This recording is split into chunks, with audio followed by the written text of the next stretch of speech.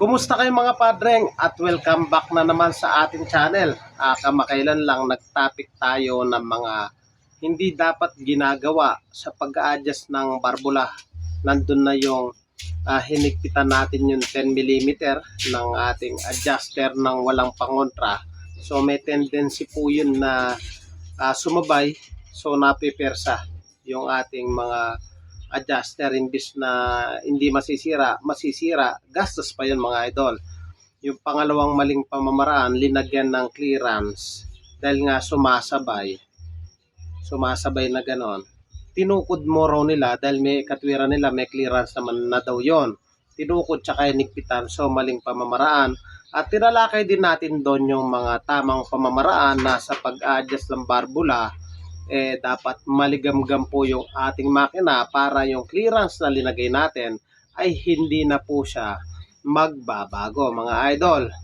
So at sa araw na ito mga idol, ang ituturo ko naman po yung sikreto naman sa pag-adjust ng barbula para magkaroon tayo ng dagdag na idea, hindi lang sa filler gauge, hindi lang sa pagkontra ng barbula.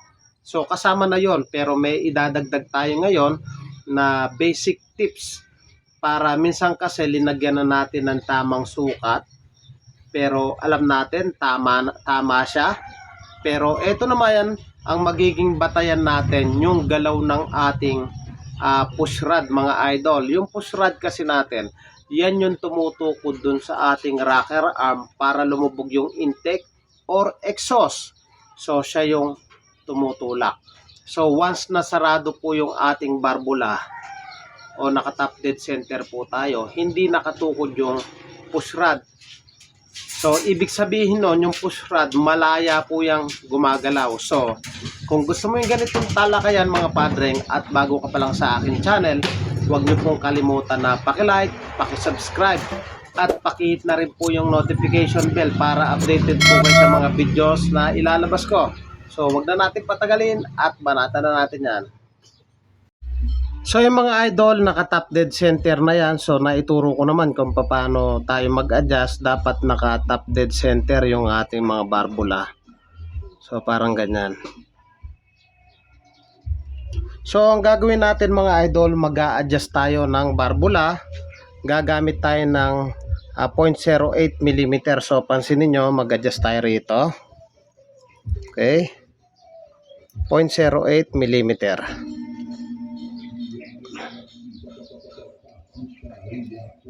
Yan yung mga idol. Medyo maskip.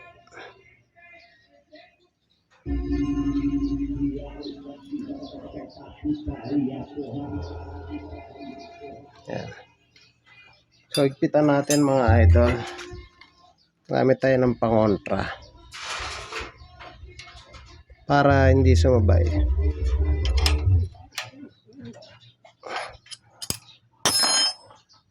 So yan ang mga idol.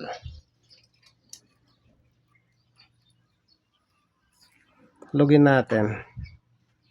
So ito yung sinasabi ko mga idol na push rod ito. Ikutin natin yan. Ayan o, umikot siya mga idol. So ibig sabihin yung ating push rod hindi nakatukod dito sa ating rocker arm. May pagkakataon po kasi na nag-adjust tayo dito sa ating rocker arm pero ayaw nito umikot. So try natin dito sa kabila. So lagyan natin tong kabila.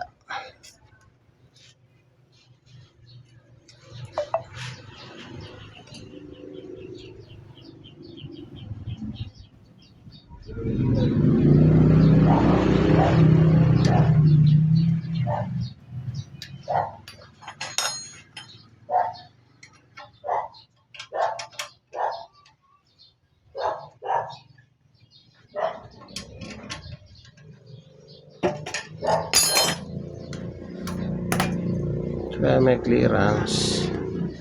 Check natin ito. Ayan o. Ayaw umikot mga idol. Ayan o, ayaw umikot. So ito. Ito. Natin dito. O, ayan o. Nawala na rin to mga idol o. Ayaw umikot to. O. Pasok natin tong filler gauge. 0.08.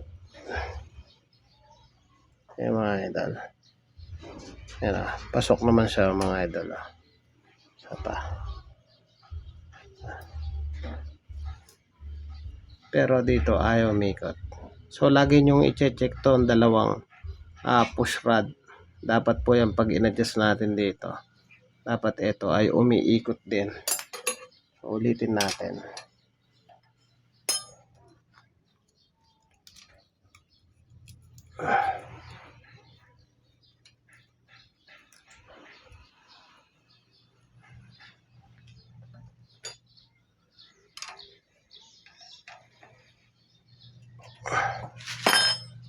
Ulitin natin.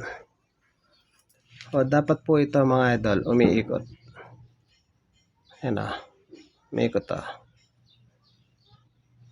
May pagkakataon na in-adjust natin, sakto naman siyang ganyan.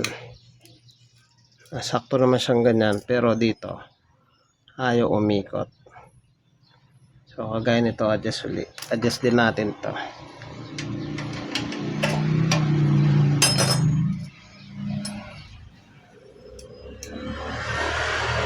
Yan o.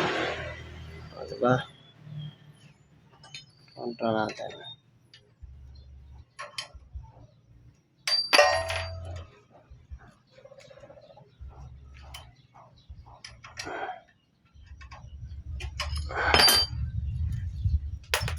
Dapat to umikot. Ayan.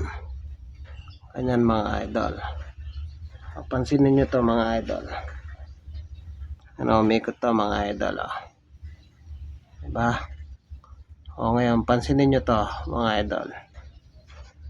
Ayan, umikot din. O. Diba? Ibig sabihin dito ko. So, kalimitan, nag-a-adjust tayo dito ng barbula. Sobrang liit. So, ito hindi gumagalaw. So, ang nangyayari mga idol, ayan o, kinakain niya yan. O, ayan o, kinakain niya. Ito ang ating cam follower. Dito nakasapo, nakaganyan siya. Ganyan yan. Ayan. So, pagtukod lagi itong ating barbula, nakatukod to. Pag tinutukod niya yan, so, ang mapepersa minsan, dito lumalalim, tumitilos to itong ating push rod, tumatangos yan. So sinisira din yung ating rocker arm mga idol. So ang tip ko po sa inyo, pag nag-a-adjust kayo ng barbula, so dapat checkin nyo rin to, yung kanyang push rod kung umiikot. So may play dito, the same time dapat dito ay umiikot ng ganyan. So alugin nyo lagi yan, dapat yan umiikot. So hindi masisira yung ating cam gear lobe, tsaka yung ating rocker arm, tsaka yung ating cam follower. Okay?